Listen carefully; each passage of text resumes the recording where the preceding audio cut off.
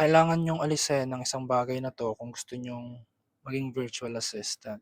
Kasi itong isang bagay na 'to puwedeng makasira ng pagiging virtual assistant niyo or habang nasa process kayo ng pag-aaral bago maging virtual assistant, puwede rin 'to makasira kapag may client ka na, kapag 'di mo naalis ang isang bagay na 'to. So, by the end of this video, malalaman niyo kung ano yung kailangan niyong tanggalin, then paano niyo siya tatanggalin, and magkakaroon kayo ng step by step pagkatapos ng video na 'to para puwede niyong gamitin as a structure na puwede niyong sundin para maalis kung ano man yung isang bagay na i-she-share ko.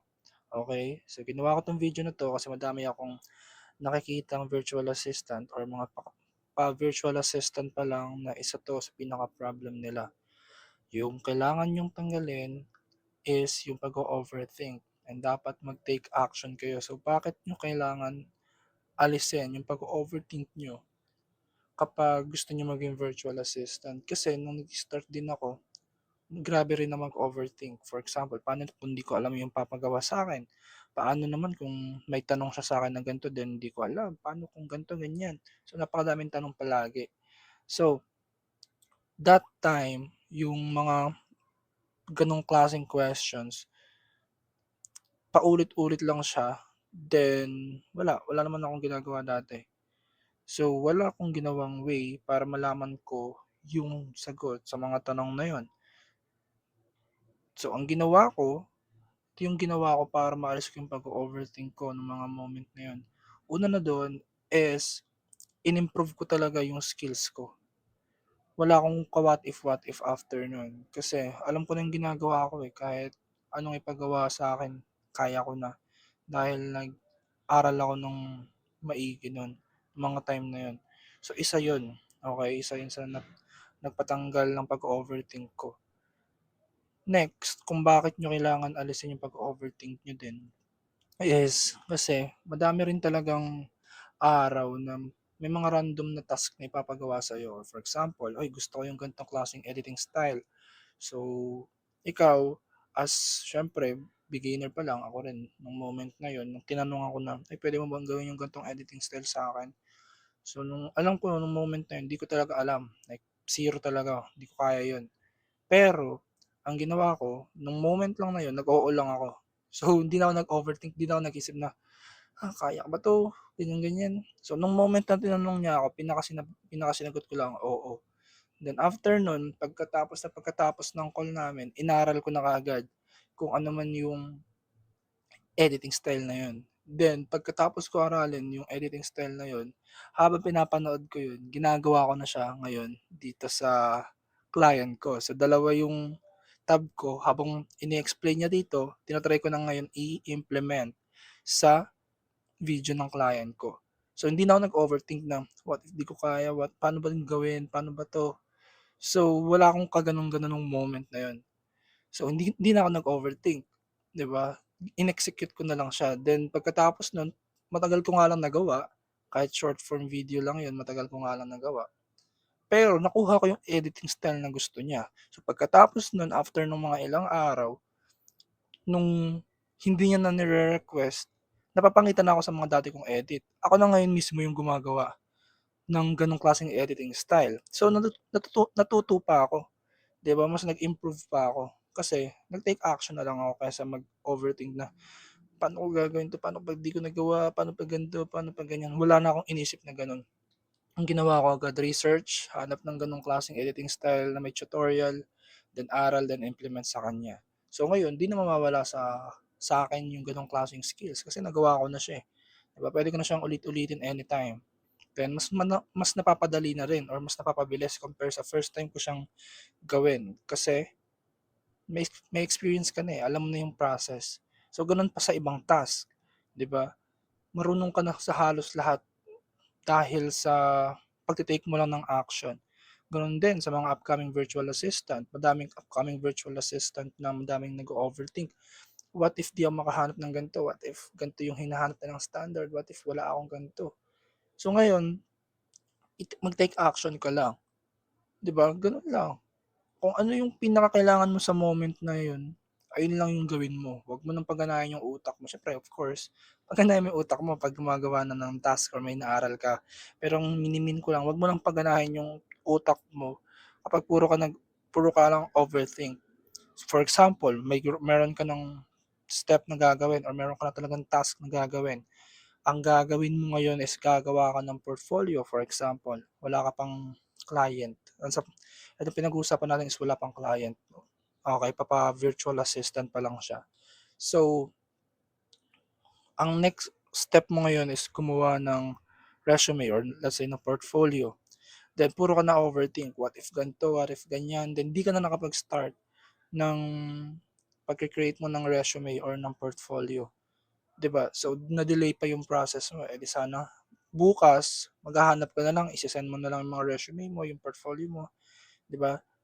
Nag-aaral ka pa rin naman habang ginagawa mo yung resume or portfolio mo, 'di ba? So ayun, take action palagi kasi isa 'yan sa magpapahirap din sa inyo kapag naging virtual assistant na kayo, yung pag-overthink. And magandang practice kapag natanggal niyo yung pag-overthink kahit wala pa kayong client, okey, kahit yung sa sarili niyo pa lang. So applicable pa rin naman 'to sa iba pang aspect ng life. So for example, meron kang kailangan gawin, kunwari kailangan mong mag-gym, puro ka overthink, parang iniisip mo yung mga nangyari nung mga ilang araw or ibang bagay, parang iniisip mo agad yung future, parang dami na nangyayari sa utak mo. Pero yung pinaka-present mo wala nang nagawa. So paano mo magagampanan yung mga responsibilities mo kung nakahiga ka lang or nagse-cellphone or kung wala mang ibang ginagawa. So ngayon, ang pinaka-best na gawin, shut off mo na lang yung utak mo, yung pag-o-overthink mo, then kung ano yung pinakakailangan mong gawin nung moment na yun, then gawin mo. 'Di ba compare sa puro ka na lang overthink sa halos lahat ng bagay, then lumipas na isang taon walang nangyari. So mas better na take action. Pagkalista mo, gawin mo na lang. Siyempre, gano'n talaga, boring talaga 'pag meron kang list na sinusunod araw-araw. Kunwari gigising ka ng ganitong oras, ito yung gagawin mo. 'Di ba nakaka-bored siya? Pero magpe-pay off din 'yon eventually after ng ilang months or years basta maging consistent ka lang. Then kung saan mo finocus yung attention and time mo, for sure magiging best ka do'n. Meron nga nakita sa video ni Mr. Beast, yung pinaka-recent niya na upload, na pinag-focus lang niya yung lalaki na medyo mataba siya. Pinag-focus lang niya about health. So, sagot na ni Mr. Beast yung equipment, bayad pa siya, 'di ba? May ano pa siya, kumbaga may price pool pa siya, nasa $400,000. Tapos yung diet, 'di ba? Then dun lang siya nag-focus after 5 months ata, 6 months. Nakalimutan ko kasi kung ilang days yun, eh. After lang ng ilang days, 'di ba, gumanda yung katawan niya.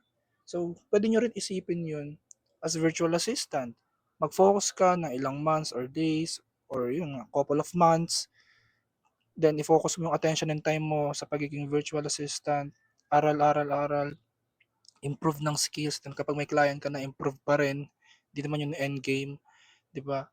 Then, for sure gagaling ka rin after ilang months kasi dun mo finocus yung sarili mo, 'di ba? Hindi ka paiba-iba ng mga pinagagagawa. Then, 'di ka nag-o-overthink kasi 'pag nag-overthink ka, 'di ba, nonsense. Lalo na 'pag may client ka na rin. 'Pag may client ka na ta's puro ka overthink, matatapos na yung araw wala ka man lang nagawa sa task mo kasi puro ka overthink. Ang gawin mo lang, kung ano yung nakalista dun, gawin mo. Gawin mo ng pagod, 'di ba? Gawin mo ng tinatamad. Pero 'pag na-startan mo na 'yan, kusa na lalabas yung kasipagan mo, eh, or yung creativity mo, eh. Parang 'di ka naman papayag na gano'n yung outcome ng ginawa mo. For example, nag-e-edit ka, kahit tinatamad kang mag-edit, 'pag natapos mo na yung first process ng editing mo, nakita mo parang ang pangit, 'di ka naman papayag na gano'n siyempre. Kasi pangdagdag mo rin sa portfolio yun, eh. So, ang mangyayari re-edit mo siya. So, dun mo nagagalingan, 'di ba? Dahil nakapag-build ka ng habit, 'di ba? So ito yung mga step na puwede niyong gawin kapag puro kayo nag-o-overthink, isa lang 'yan. Ito lang yung isang step na puwede niyong gawin. Wala lang, punta lang kayo sa computer niyo, then take action. Kung ano man yung kailangan niyong task na gawin, gawin niyo lang. Yun na yun, 'di ba? Wala namang magic code dun. So, ang pinakamahirap lang dun kung paano kayo makakapunta or paano niyo gagawin yung task. Paano niyo sisimulan yung task. Pero 'pag nasimulan niyo na kasi yung task, dali na lang nun, dali na lang lahat. So, yun lang guys. Ayun yung feeling ko kailangan niyong tanggalin as virtual assistant or bago man kayo maging virtual assistant. Yung pag-o-overthink sa mga bagay-bagay na puwede namang i-take action na lang. So yun lang guys, sana nakatulong kapag meron kayong tanong, comment lang kayo sa baba or kung meron kayong suggestion sa next nating content, let me know. Bye-bye.